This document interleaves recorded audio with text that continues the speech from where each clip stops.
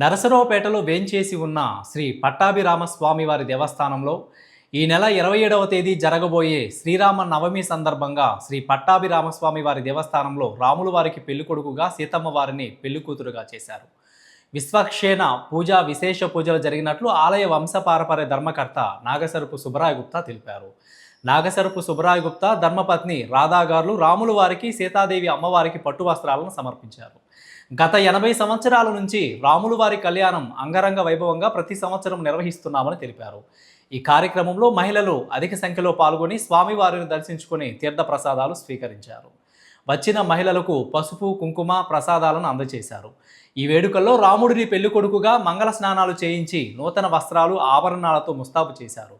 మరియు సీతమ్మను పెళ్లికూతురుగా పట్టుచీర ఆభరణాలతో అందంగా అలంకరించారు.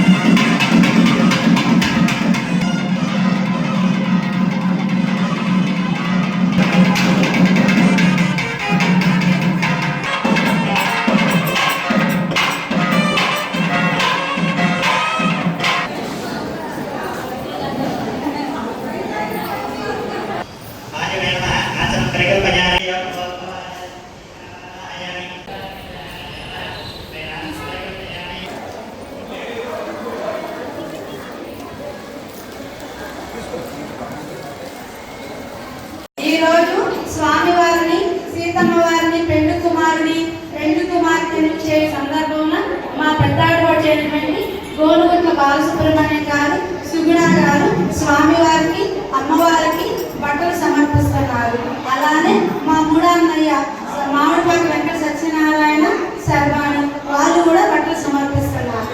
ఈరోజు స్వామివారికి పెళ్లి కుమారునికి పెళ్లి కుమార్తెకి గోనుగుట్ల బాలసుబ్రహ్మణ్యం గారి బట్టలు అలంకారం చేస్తాము. జై శ్రీరామ్. నర్సాపేట పట్టణ ప్రజలకి భక్తులందరికీ ముందుగా నమస్కారం. రేపు 27వ తారీఖు మన శ్రీరామనవమి సందర్భంగా నర్సాపేటలో అనాదిగా వేంచేస్తున్న శ్రీ పట్టాభిరామస్వామి దేవస్థానంలో ఇవాళ రాముల వారిని పెళ్లి కుమారుని చేయటం, అట్లాగే సీతమ్మ వారిని పెళ్లి కూతురుగా తయారు చేయటం కార్యక్రమం. మరి ఈ సందర్భంగా ఈ మా దేవస్థానంలో విశ్వసేన పూజ, అట్లాగే మండపారాధన, నవకలశ స్నపన, మరి స్వామివారిని పెళ్లి కూతురు అమ్మవారిని పెళ్లి కూతురుగా తయారు చేయటం చాలా అత్యంత వైభవంగా మరి ఈరోజు భక్తులు ముఖ్యంగా మహిళలు సుమారు 250 మంది మహిళలు అందరూ కూడా విచ్చేసి స్వామివారిని మరి తిలకించడం జరిగింది. రేపు 27వ తారీఖు శ్రీరామనవమి అత్యంత వైభవంగా మన పట్టాభిరామస్వామి దేవస్థానంలోని వెంకటేశ్వర కళ్యాణ మండపంలో భద్రాద్రిలో ఎట్లా జరుగుతుందో ఆ టైం ప్రకారం 12కి అత్యంత వైభవంగా జరుగుతాయి. కాబట్టి అందరూ కూడా మరి విచ్చేసి ఆ కళ్యాణం తిలకించి స్వామి కృపకు పాత్రం కావాల్సిన కోరుచున్నాం.